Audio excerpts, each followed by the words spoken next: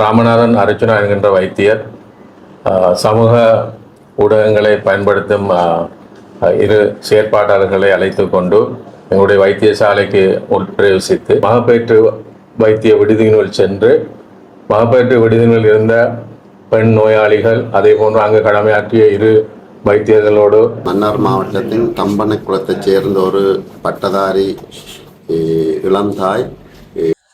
வணக்கம். மற்றும் ஒரு காணொலி வாயிலாக இணைஞ்சிருக்கிறோம். நேற்றைய நாளில் ஒரு காணொலி ஒன்று பதிவு போட்டிருப்பேன். எல்லாருடைய மக்களுடைய மனதிலேயும் ஒரு துயரான ஒரு சம்பவம் நேற்றைய நாளில் இடம்பெற்றது.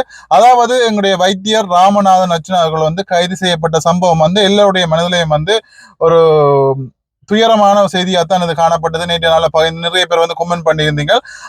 அதோட பார்த்தீங்கன்னு சொன்னால் நேற்று இதனால மன்னார் மாவட்டத்தில் இருந்து அவரை வவுனியா சிறைச்சாலைக்கு கொண்டு செல்லப்பட்ட சம்பவம் மற்றும் காவலிகள் நீங்கள் வேறு தளங்களையும் பார்த்துப்பீங்க. நானே அந்த கருத்துக்கள் எல்லாமே உங்களுக்கு சொல்லியிருப்பேன். எதுக்காக அவர் கைது செய்யப்பட்டார் என்ற ஒரு சம்பவம் எல்லாருக்குமே தெரியும். மன்னார் மாவட்டத்தில் வைத்தியசாலையில உள்புகுந்து அத்துமீறி செய்யப்பட்டதாகவும், அது மட்டும் இல்லாம அங்க கர்ப்பிணி அந்த வார்டுக்கு சென்று அங்க வேலை செய்யற ஊழியர்களுடையும் முரண்பட்டதாகவும் கூறப்படுகின்றது. எந்தவித அனுமதியும் இல்லாம அவர் உள்ள நுழைந்ததாக கூறி இன்றைய நாள்ல பாத்தீங்கன்னு சொன்னா ஒரு ஊடக சந்திப்பு கொண்டு இடம்பெற்றிருக்குது. அந்த ஊடக சந்திப்புல என்னென்ன விஷயங்கள்லாம் சொல்லிக்காங்கன்னு சொல்லி பாத்தீங்கன்னு சொன்னா, அந்த வைத்தியசாலைக்கு பொறுப்பான வைத்தியர் சொல்றாரு, அதாவது அத்துமீறி தங்களுடைய எந்தவித அனுமதியும் இல்லாம வைத்தியர் அர்ச்சுனா அவர்கள் வந்திருக்கிறாரு. அதனால நாங்கள் மன்னார் மாவட்டத்துல பாத்தீங்கன்னு சொன்னா போலீஸ் நிலையத்துல புகார் கொடுத்திருந்தோம். அதுக்கு ஏற்ற மாதிரி பாத்தீங்கன்னு சொன்னா அவர் கைது செய்யப்பட்டிருக்கு என்றதை இதுல குறிப்பிட்டிருக்காங்க. இந்த காணொலியை இணைக்கிறேன். அந்த ஊடக சந்திப்புல அந்த வைத்தியர் என்னென்ன விஷயங்கள் எல்லாமே சொல்லிக்கிறார் என்றதை இதுல பாருங்க. பார்த்துட்டு உங்களோட கருத்துக்களை சொல்லுங்க. மன்னார் மாவட்ட பொது வைத்தியசாலையின் பணிப்பாளர் நான். நேற்று இரவு எங்களுடைய வைத்தியசாலைக்கு எதுவித அனுமதியும் பெறாமல் ராமநாதன் அர்ச்சுனா என்கின்ற வைத்தியர் சமூக ஊடகங்களை பயன்படுத்தும் இரு செயற்பாட்டாளர்களை அழைத்து கொண்டு எங்களுடைய வைத்தியசாலைக்கு உட்பிரவேசித்து எவ்வித அனுமதியும் பெறாமல் அவர் தங்கள் கடமையில் இருந்த எங்களுடைய வைத்தியர்களோடும் எங்கள் கடமையாற்றிய ஊழியர்களோடும் தர்க்கத்தில் ஈடுபட்டார். அதன் பின்னர் நான் எங்களுடைய வைத்தியசாலையின் பாதுகாப்பு உத்தியோகத்தர்களுக்கும் போலீஸ் பிரிவுக்கும் பிரச்சனைகளை ஏற்படுத்துவரை உள்நுழைய வேண்டாம் என்று அறிவுறுத்தல் கொடுத்திருந்தேன். இருந்த பொழுதிலும் அவர் மகப்பேற்று வைத்திய விடுதியினுள் சென்று மகப்பேற்று விடுதியினுள் இருந்த பெண் நோயாளிகள் அதே போன்று அங்கு கடமையாற்றிய இரு வைத்தியர்களோடு தர்க்கம் புரிந்து அவர்களின் கடமைக்கு இடையூறை ஏற்படுத்தியிருந்தார். அதே போன்று அங்கு பிரச்சனைகளை ஏற்படுத்தும் முகமாக வைத்தியரின் அறையினுள் சென்று புகைப்படங்கள் வீடியோக்கள் எடுத்திருக்கின்றார்கள். எவ்விதத்திலும் அனுமதிக்க முடியாது. இது சம்பந்தமாக எங்களுடைய உத்தியோகத்தர்கள் ஊழியர்களின் பாதுகாப்பை கருத்தில் கொண்டு நாங்கள் மன்னார் போலீஸுக்கு அறிவித்திருந்தோம். முறைப்பாட்டின் ஊடாக இந்த விடயம் தற்பொழுது நீதிமன்றத்தில் இருக்கின்றது. எமது வைத்தியசாலையில் கடந்த வாரம் ஒரு மகப்பேற்றுக்கு அனுமதிக்கப்பட்ட ஒரு தாயின் மரணம் ஏற்பட்டிருந்தது. அது மிகவும் கவலைக்குரிய விடயம். எல்லோருக்கும் இளம் தாயொரு மரணம் என்பது கவலையான விடயம். இது சம்பந்தமாக ஏற்கனவே உரிய விசாரணைகள் நீதியாகவும் சுயாதீனமாகவும் நடாத்துவதற்கு ஏற்கனவே குழுக்கள் அமைக்கப்பட்டிருக்கின்றன. மத்திய அரசுகள் சுகாதார அமைச்சின் மூலமாக ஒரு குழுவும் எங்களுடைய மாகாண சுகாதார சேவை செயலாளரின் ஊடாக ஒரு குழு அமைக்கப்பட்டிருக்கின்றது. ஏற்கனவே எனது மட்டத்திலே வைத்தியசாலையிலே ஒரு குழு அமைக்கப்பட்டு அதற்குரிய விசாரணைகள் முடிவற்று இருக்கின்றன. அதே போன்று மேலும் ஒரு குழுவின் விசாரணைகள் தற்பொழுது நடைபெற்று கொண்டிருக்கின்றன. இந்த விசாரணைகள் மூலம் யாராவது குற்றம் இழைத்திருந்தால், தவறுகள் ஏற்பட்டிருந்தால் நிச்சயமாக யாரையும் காப்பாற்ற மாட்டோம். அவர்கள் அனைவருக்கும் நீதி முன் சட்டத்தின் முன் தண்டனை பெற்றுக் கொடுக்கும் என்பதிலே மிகவும் உறுதியாக இருக்கின்றோம். கடந்த வாரம் மன்னார் மாவட்டத்தின் தம்பனைக்குளத்தைச் சேர்ந்த ஒரு பட்டதாரி இளந்தாய் சுகையினம் காரணமாக மகப்பேறின் பின்பாடு சுகையினம் காரணமாக மன்னார் வைத்தியசாலையில் இயற்கை எய்திருக்கிறார்.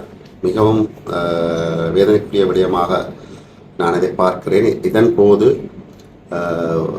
உறவினர்களால் உடனடியாக எனக்கு ஒரு சில முறைப்பாடுகள் விதமாக அவர்கள் தொலைபேசியில் என்னிடம் கதைத்திருந்தார்கள். இது தொடர்பாக நான் வடமாகாண ஆளுநரோடு கதைத்திருந்தேன். இப்படி அவர்களுடைய பக்கத்தில் ஒரு முறைப்பாடு இருப்பதாகவும் அதன் பிற்பாடு இங்கிருக்கின்ற பணிப்பாளர்களோடும் கதைத்திருந்தேன். அவர்கள் ஏற்கனவே அந்த சம்பவத்திற்குரிய விசாரணையை ஏற்கனவே ஆரம்பித்துள்ளதாகவும் அது மத்திய அரசாங்கத்தாலும் மாகாண சுகாதார அமைச்சாலும் குழுக்கள் நியமிக்கப்பட்டு ஆரம்பிக்கப்பட்டதாகவும் தெரிவித்திருந்தார்கள். இதன் பிற்பாடு நான் அந்த குழுக்கள் சம்பந்தமாக விசாரித்த போது மன்னார் வைத்தியசாலையினுடைய குழு விசாரணை முடித்ததாகவும் மற்ற குழுக்கள் விசாரணையை நடந்து கொண்டிருக்கு. ஒரு சில வாரங்களில் அதுக்குரிய விசாரணையின் பிரகாரம் அவர்கள் வடமாகாண சுகாதார அமைச்சு வடமாகாண ஆளுநர் செயலகம் விசாரணையின் பிற்பாடு அவர்கள் வைத்தியசாலை பக்கத்தில் சம்பந்தப்பட்ட ஒரு சிலரால் அந்த மரணம் ஏற்பட்டிருந்தால் அதற்குரிய தண்டனையை சட்டத்தின் ஊடாக அவர்கள் வழங்குவதற்குரிய சகல ஏற்பாடும் அவர்கள் செய்வதை நான் நேரடியாக பார்த்திருக்கிறேன். விசாரணைகள் நடைபெற்று கொண்டிருக்கிறது. எதிர்வரும் காலங்களில் விசாரணையின் பிற்பாடு மிகுதி நடவடிக்கை சுகாதார அமைச்சு செய்யும் என்று நான் நம்புகிறேன். ஓகே, இதுல அதுல வைத்தியர்கள் என்னென்ன விஷயங்கள்லாம் சொல்லியிருந்தாங்க அப்படின்னு சொல்லி இந்த விடயத்தை பார்த்திருப்பீங்க. கண்டிப்பாக வெகு விரைவில் வைத்தியர் வெளியில வரணும், நாங்கள் அவரை கண்கூடா பார்க்கணும் அப்படின்னு சொல்லி இந்த இடத்துல நான் கேட்டுக்கொள்றேன். எல்லாருமே ப்ரே பண்ணுவோம். கண்டிப்பாக இந்த காணொலி உங்களுக்கு ஒரு பிரயோசனமான ஒரு காணொலியா இருக்கும் என்ற ஒரு முக்கியமான ஒரு தகவலை இதுல கொடுத்துருக்கிறேன். ஓகே, இந்த காணொலி பிடிச்சிருந்தா அந்த கருத்துக்களை சொல்லுங்க, மறக்காம லைக் பண்ணுங்க. இன்னொரு காணொலி வாயிலாக சந்திக்கலாம். பாய். මම ඩොක්ටර් අර්ජුනා මේ ඔබතුමා කොහෙද දුවන්නේ? ඉන්නකො පොඩ්ඩක්. නෑ ඔබතුමා කොහෙද දුවන්නේ? ඉන්නකො. දැන් මොකද කතා කරන්නේ? අපි ඉන්නවා මන්නාරම්.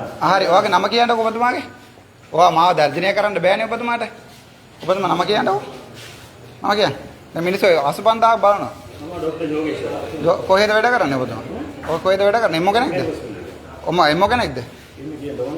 ඉතින් ඔයා ඉතින් ඩිරෙක්ටර් වෙන්න බෑනේ ඔබතුමා. පුතා අපි දන්නවා මේ හොස්පිටල් එකේ කවුද ඩිරෙක්ටර් කෙනෙක් කියලා. දන්නවා කවුද කියලා. හරි ඔයා බය නැතුව කියන්න ඉතින්. பாத்ரூம் நிக்கிறீங்க ரெண்டு வீடியோ எடுக்கறாங்க டைரக்டர் பெர்மிஷன் இல்லாம வீடியோ எடுக்கறாங்க என்ன நீங்க வாட்ச் விட்டு கொண்டிருக்கீங்க நீங்க. ஆஹா யோகேஸ்வரன் சொல்லுங்க. நான் அவருக்கு சார்பா இங்க வரையில. வீடியோ எடுக்கறா வீடியோ எடுக்கறா நீங்க வாங்க போங்க வீடியோ இங்க வாங்க டாக்டர் யோகேஸ்வரன் நீங்க நினைக்கிற மாதிரி எல்லாம் இங்க செய்யலாது. சரியா? நான் ஒரு மெடிக்கல் அட்மின்.